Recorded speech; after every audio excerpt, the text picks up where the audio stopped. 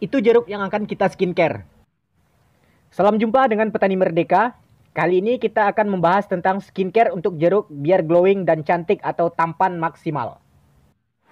Markijut, mari kita lanjut. Jangan lupa subscribe dan aktifkan tanda loncengnya agar tidak ketinggalan update dari saya selanjutnya. Terima kasih. Hampir sama dengan pembahasan sebelumnya tentang facial pada jeruk. Kali ini kita akan menjelaskan sekaligus mempraktekkan cara merawat kulit batang jeruk atau skincare. Oh iya, sekadar informasi saja. Saat dubbing atau pengisian suara untuk video ini, di tempat saya sedang hujan deras.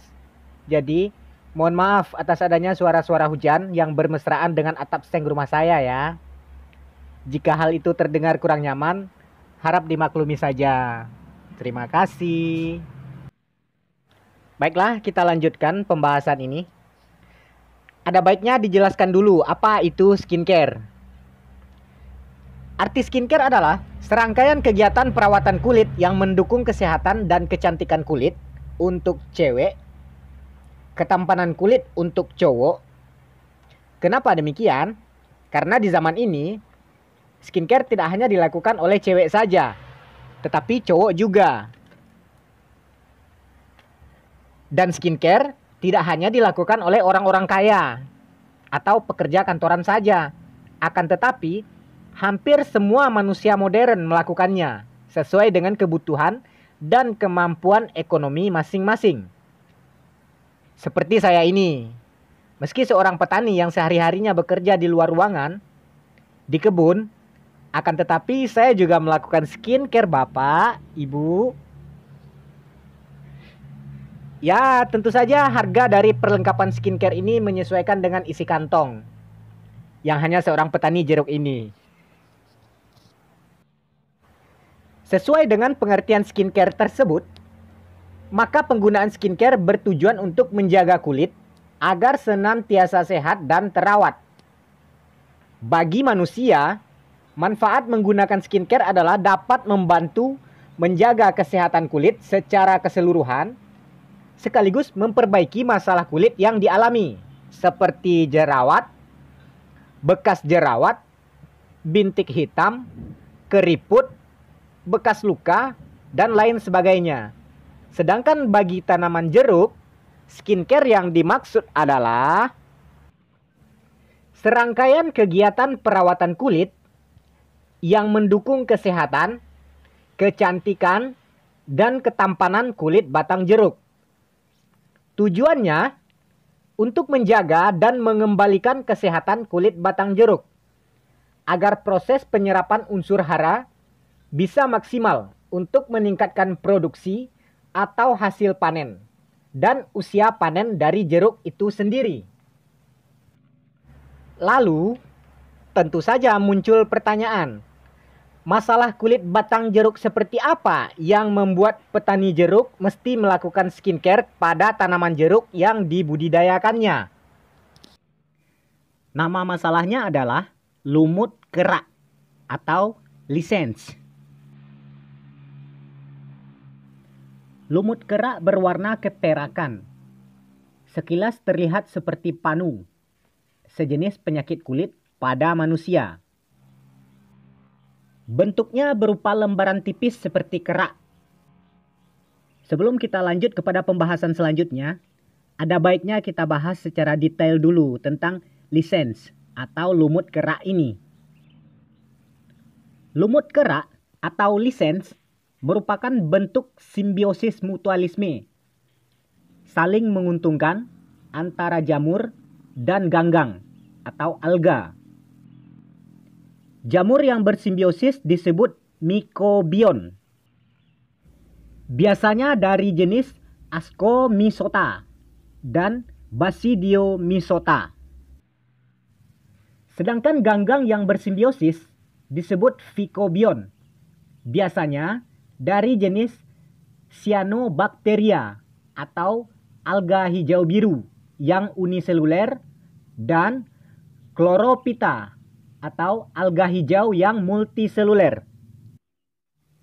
Jadi, lumut kerak merupakan gabungan miselium jamur yang di dalamnya terjalin sel-sel alga dan keduanya saling bersimbiosis mutualisme atau saling menguntungkan.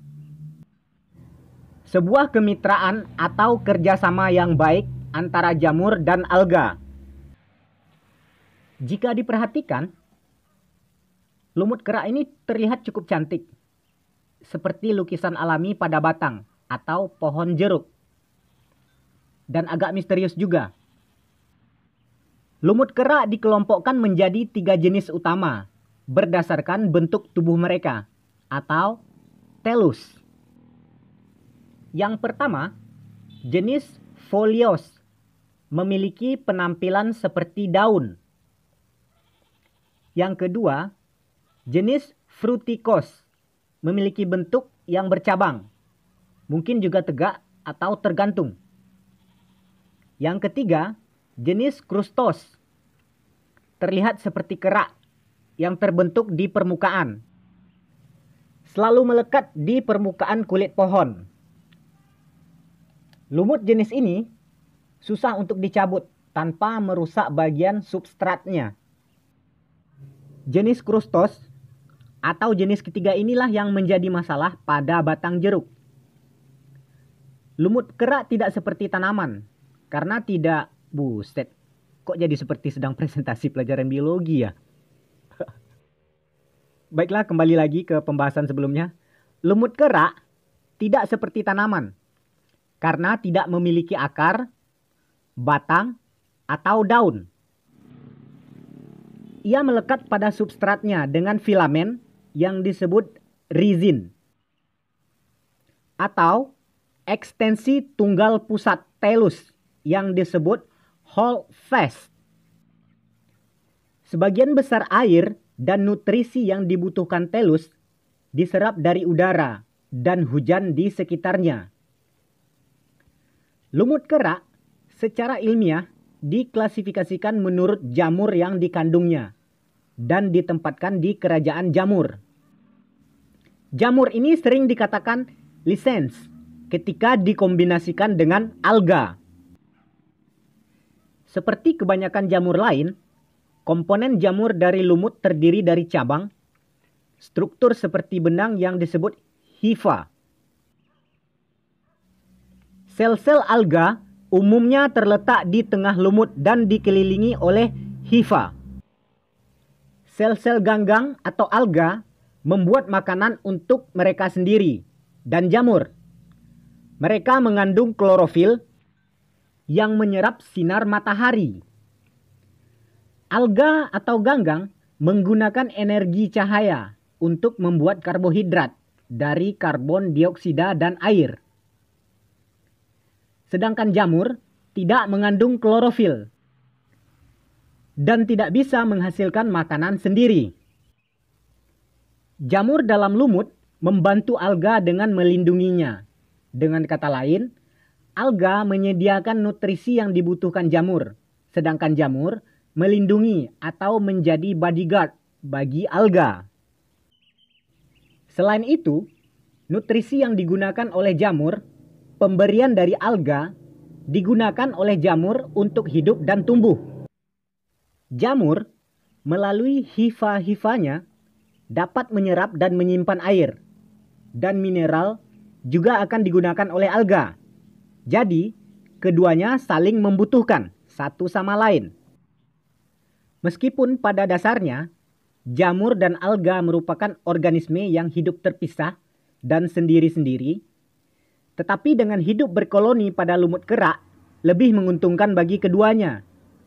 Karena mereka mampu hidup pada substrat atau tempat organisme lain tidak dapat hidup. Misalnya saja pada batu.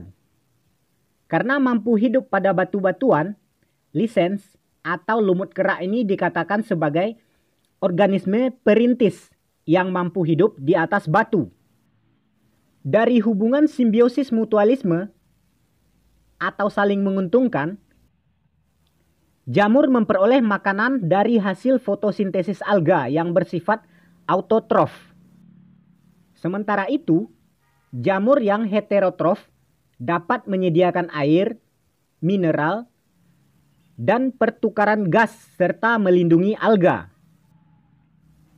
Secara garis besar, susunan anatomi lisens atau lumut kerak dibedakan menjadi 3 lapisan.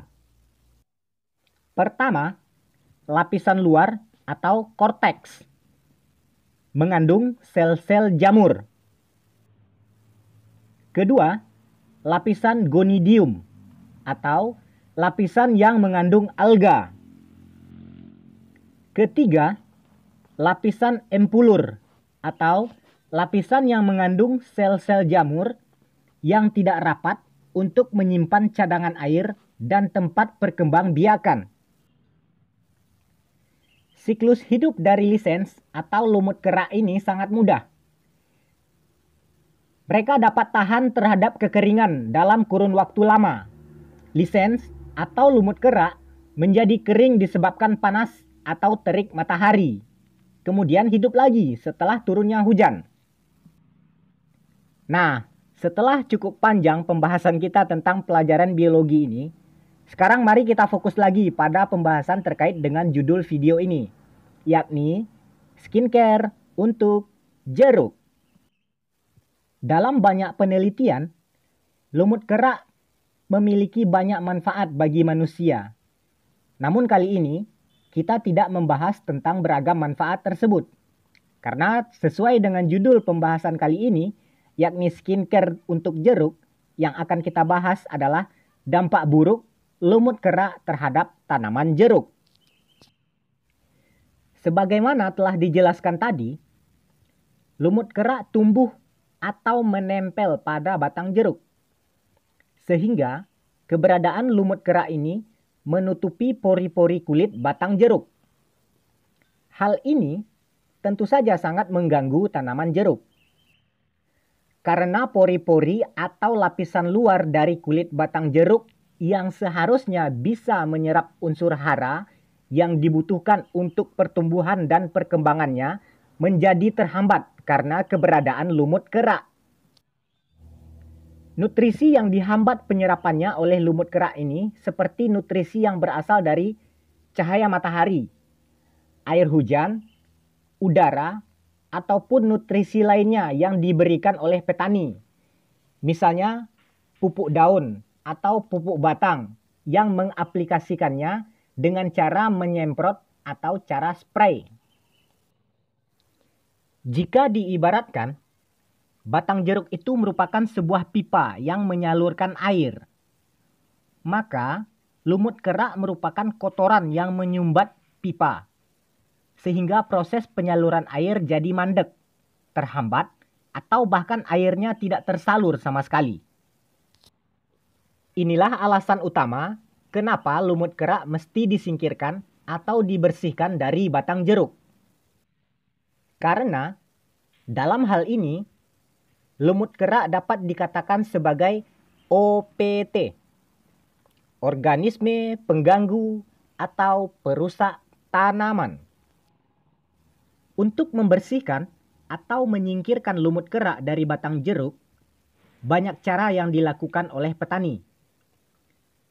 Mulai dari menggunakan cara konvensional dengan menggosok batang jeruk menggunakan sabut kelapa, gundar, sikat, atau bros yang biasa digunakan untuk mencuci pakaian atau kain, dan dibantu dengan air. Ada juga proses pembersihan ini menggunakan deterjen. Cara kedua yang digunakan oleh petani menggunakan fungisida berbahan aktif tembaga atau koper.